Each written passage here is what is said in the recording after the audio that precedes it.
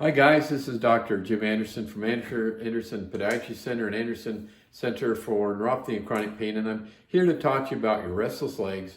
And as you know, if you've been on our YouTube channel, we do surgical decompression. We open up nerve tunnels that we think are tight, and that relieves the restless leg symptoms. So that's something that when people have very severe symptoms, they consider doing, and oftentimes they're calling from out of state. And I want to kind of help you understand who we can help and who maybe we can't help, which will help you understand this a little bit better.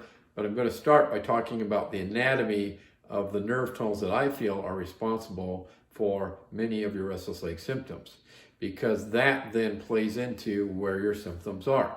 So two of the tunnels that we're talking about are up here in the upper leg. This would be the knee joint. This is called the common perineal nerve, right below the knee. It's on the outside of the leg. And then if you follow it down, there's also a nerve tunnel in the lower 1/3 of the leg called the superficial perineal nerve. It's also sometimes called the common fibular nerve tunnel. And in the back of the calf, up just below the knee joint, is another tunnel that's called the soleal sling nerve tunnel. So those are kind of the three areas that we believe that when there's compression going on, and that's why I have coined the term restless legs compression syndrome, that's where this can originate from.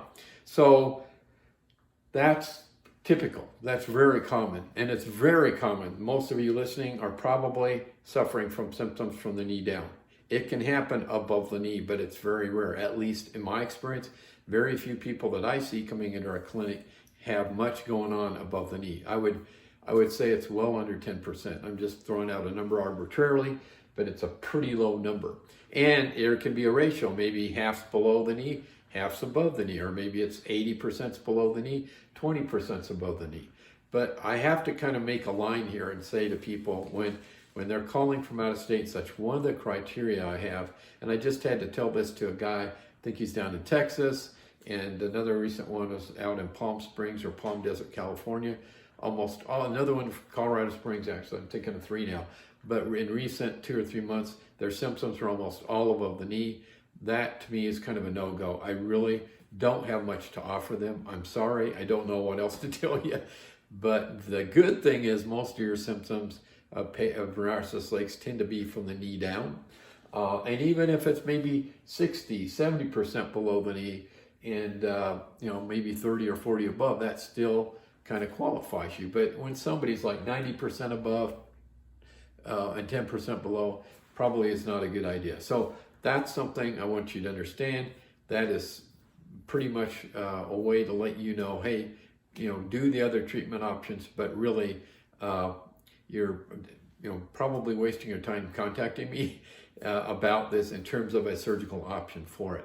I have ideas about what other things it can be, but none of that's been proven. No studies that I know of have been out there to back up anything above the knee. So anyway, thank you for watching. Sometimes people want to know, how do I know? Well, that's one thing on my checklist that we go through is where are your symptoms located? And we like to see that most of this is occurring below the knee joint. So thank you for watching. Love having you come on here and watch and ask questions and make comments. And please subscribe to our YouTube channel. Thank you.